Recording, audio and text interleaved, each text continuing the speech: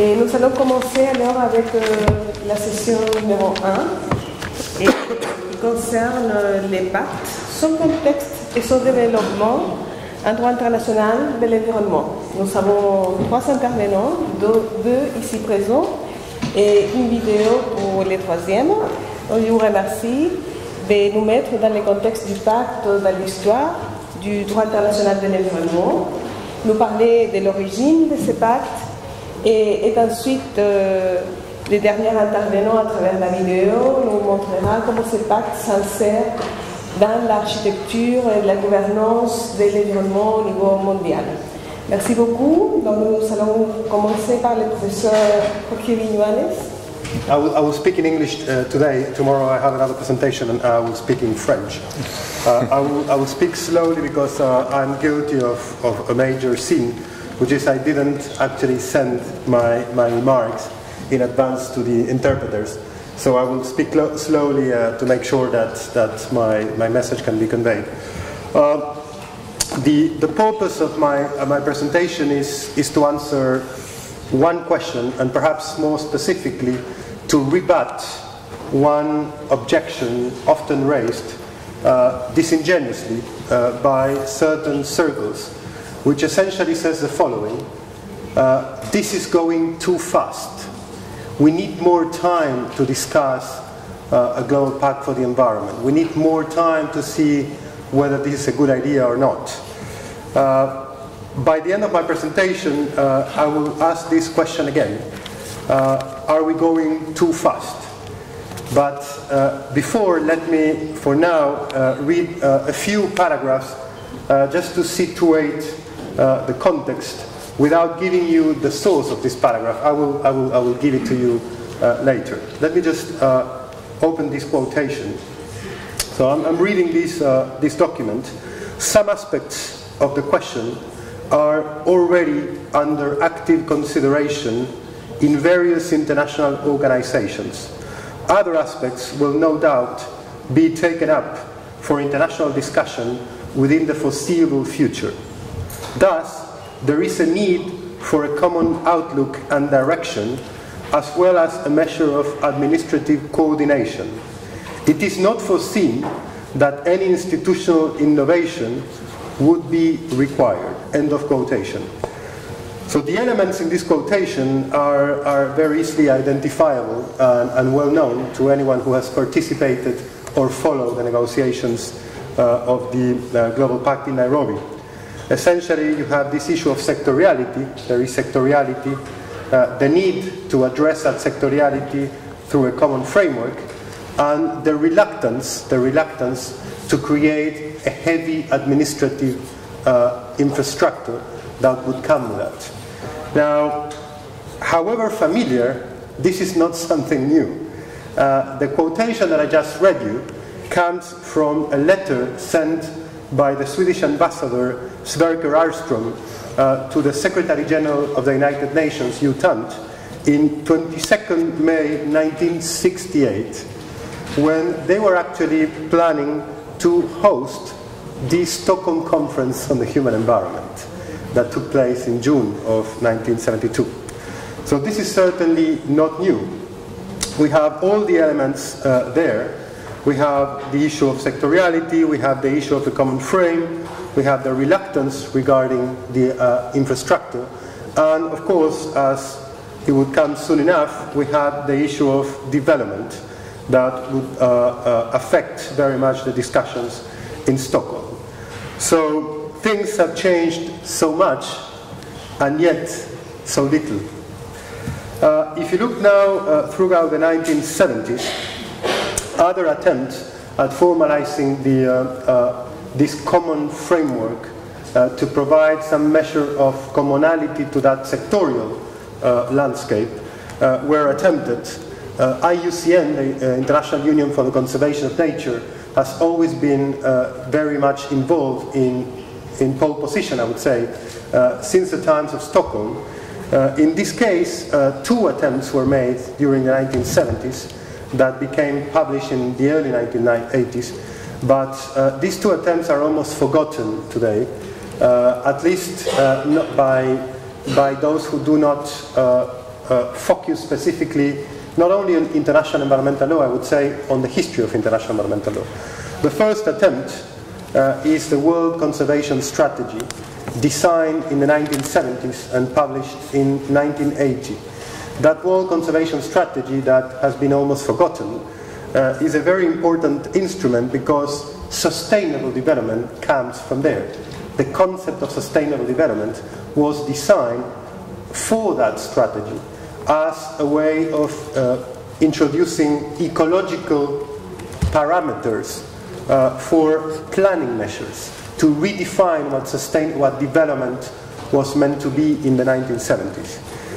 Unfortunately, this strategy had very little purchase on reality, and the other attempt of the 1970s and 80s unfortunately fared no better, and that is the better known World Charter for Nature.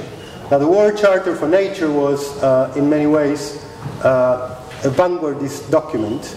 It situated at its core the notion of ecological integrity, but if it was closer to the science, it was certainly not close to the politics, unfortunately. And the legacy of the World Charter for Nature is essentially symbolic. It had no purchase on reality either. The fact that these two attempts did not yield into anything more substantial does not mean that the promoters of these two attempts were not particularly mindful and learned lessons.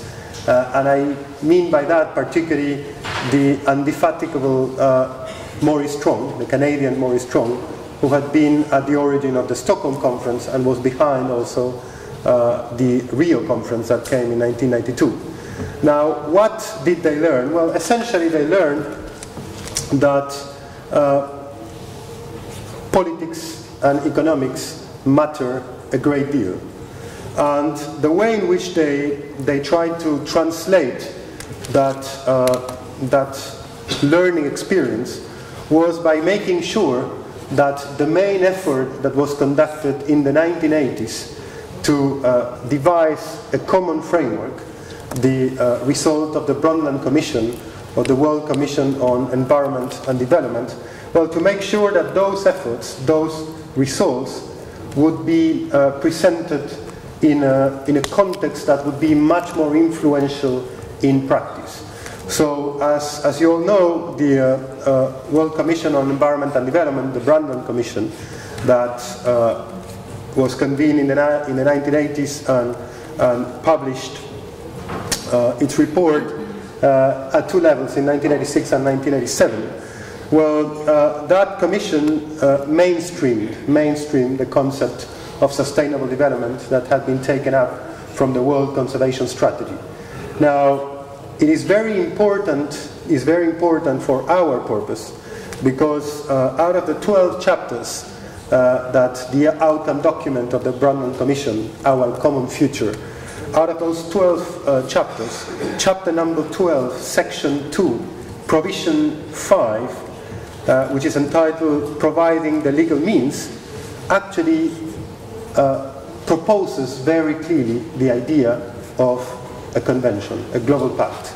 So let me stay for a moment on this document and try to unpack, spell out a little bit the main contents, because it would be a good platform to conclude my presentation. So if you read those sections, essentially chapter 12, section 2,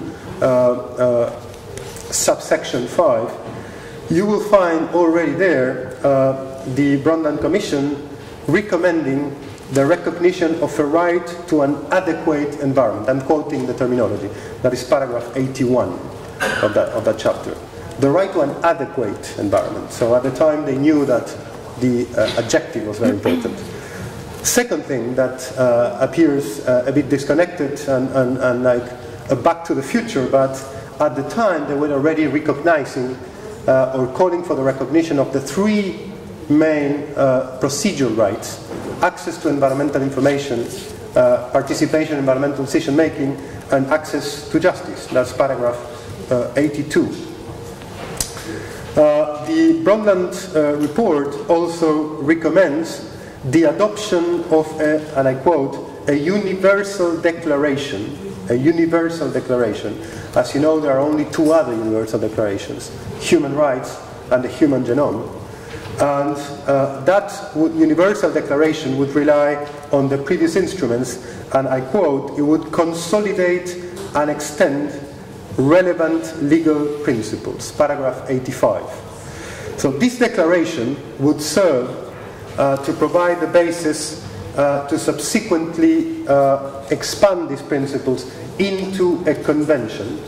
And here I quote again, that convention would set out the sovereign rights and reciprocal responsibilities of all states on environmental protection and sustainable development, paragraph 85.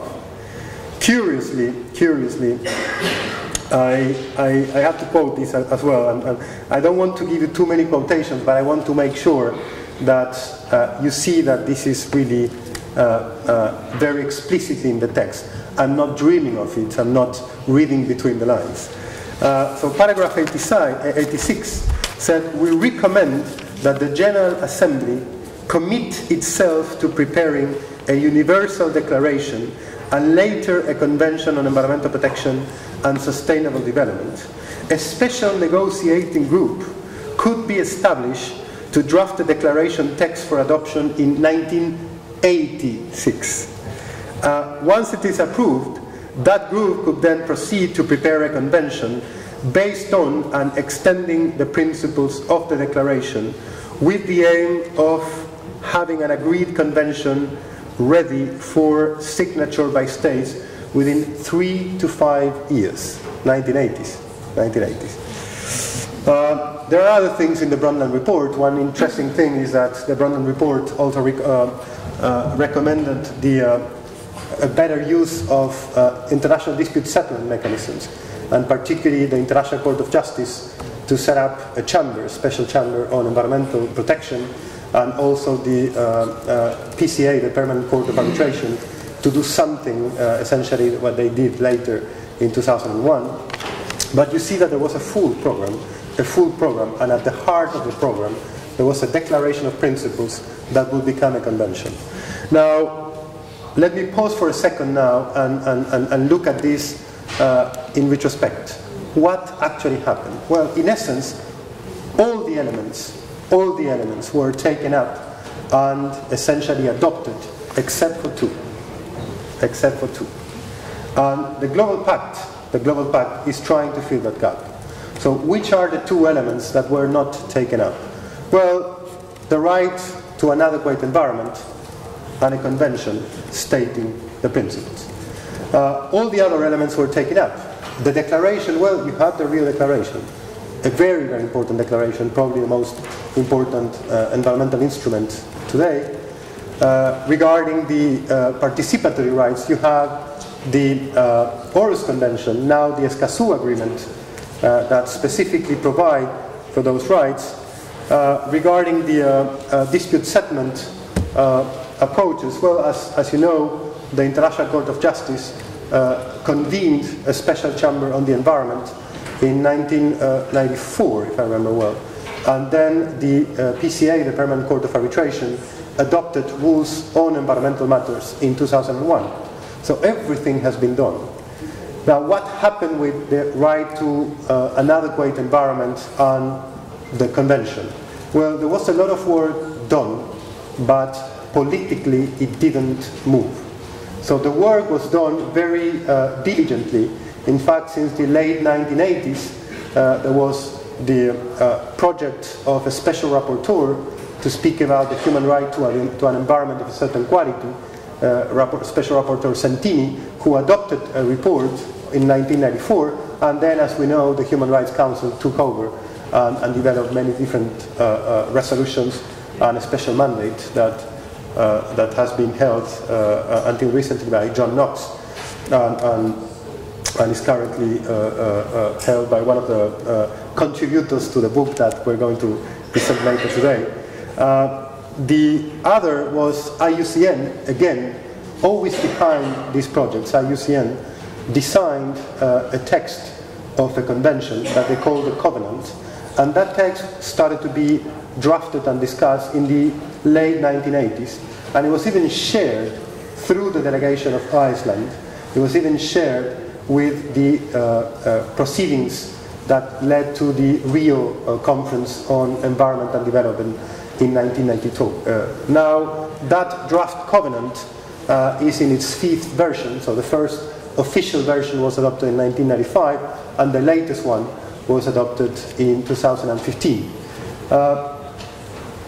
At this point, and I'm really coming to a conclusion now, at this point I must ask again the question with which I started my presentation. Are we going too fast? And of course I leave the answer to you. Thank you very much for your attention.